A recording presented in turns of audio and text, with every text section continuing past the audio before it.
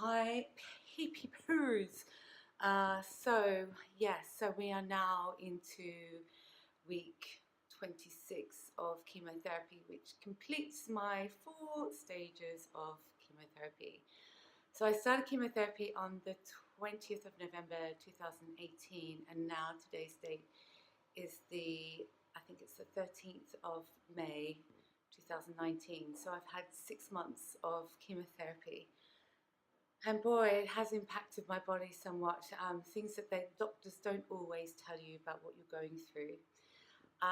But my main reason for doing this video is to open up awareness about what it's like being a chemotherapy patient, but also exposing how I felt going through this process and how it's affected my friends.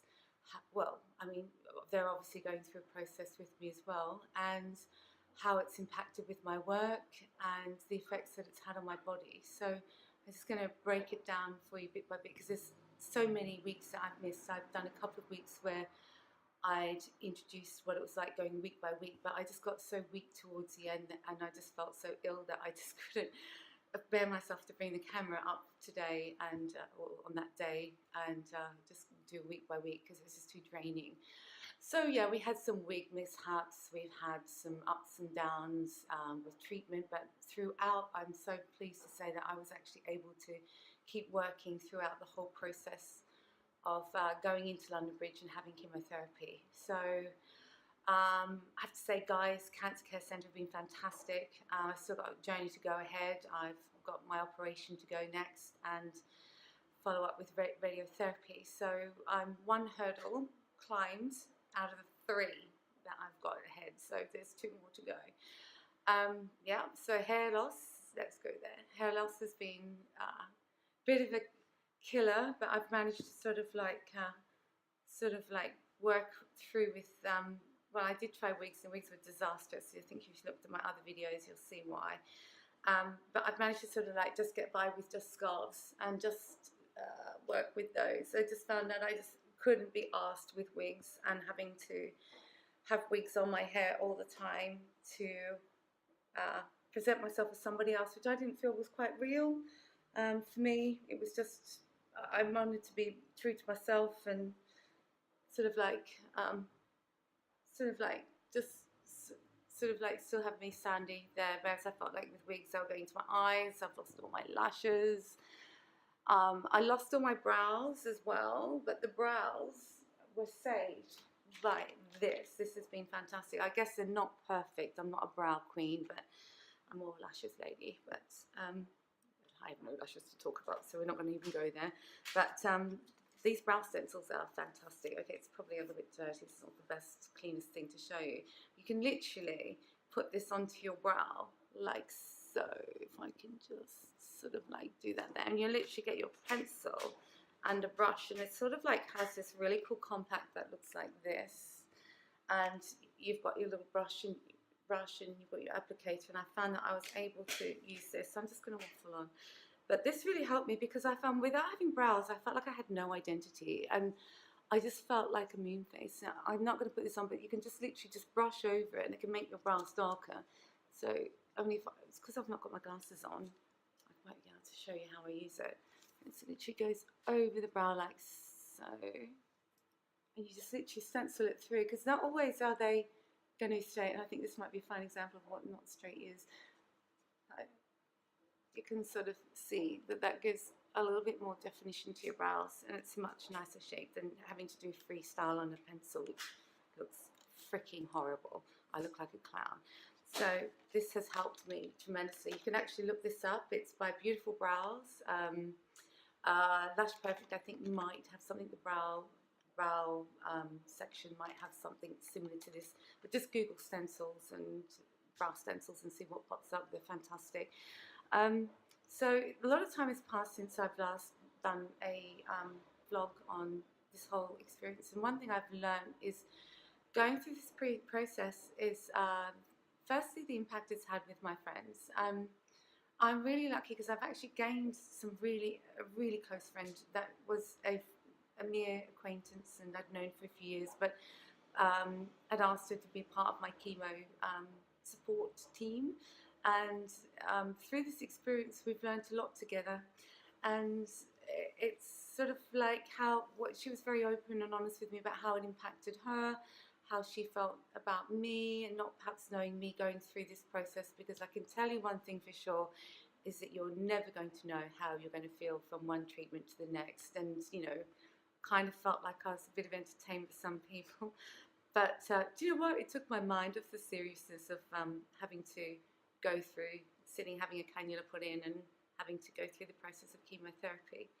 But my main reason for doing this is to open it up and expose what treatment is like for a patient like myself, and perhaps families who might be having experiences of a loved one or family member that's going to or about to have treatment, is how it impacts your body. So basically, when you're having chemotherapy, it's literally killing all the good cells as well. So for me, it was my gut that really got affected. I ended up having lots of inflammation. The constipation is just unbearable. So I'm going to talk to you about some things that have actually helped me with that. So that was really hard. And also, who you talk to about this stuff, it's not really easy to sit down and say, hey, yeah, let's have a pint of beer, and by the way, I've got hemorrhoids. It's like, there has to be the right person that you can talk to. And some people would be sympathetic, some people won't be sure, some people crawl into a shell. But it's really important that you talk about your symptoms to people. Like for me, I had to. It's because I live by myself. I have my 18-year-old daughter that I'm looking after, and it's just her and I. So if I can download on a friend and share some of my horrible stuff that I'm going through, it's really helpful to sort of get that bit off your chest, and you know, maybe they can offer some advice as well. Sometimes not. Be careful who you talk to, because not everybody's going to relate to what you're going through and perhaps look at you like a bit of a freak. So choose your friends carefully on who you express your pain and whatever.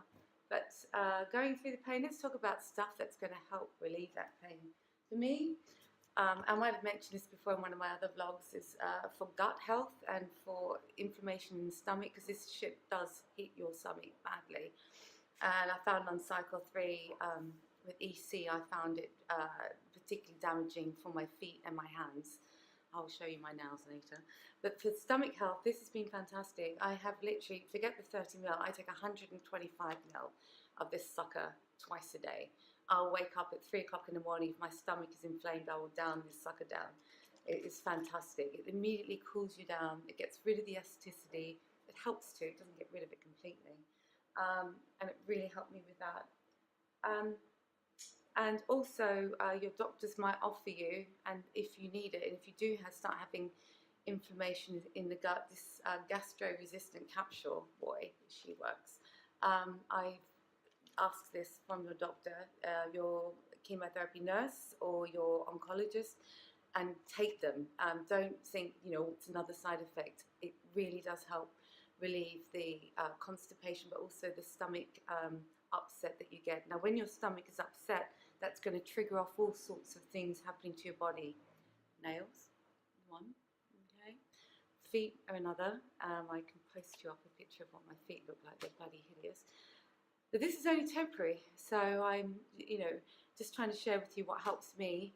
And I've had a bit of a down day yesterday where I just felt like it was the end of treatment, and I just reflected on 6 months of what I'd gone through, and I think I was on a fight syndrome for 6 months, to be there, be strong, be determined, I'm going to do this, yeah. And it's not about that. It's sitting back and reflecting on it all, and being really appreciative and having gratitude for friends and a support team that I have had has been amazing. Yeah, and I've really developed a really close bonding relationship with my friends who've been there with me 100%. And just, yeah, and also getting them to airports when they don't even know what airport they're going to. So there we go. Charlotte Bourne. I didn't mention that.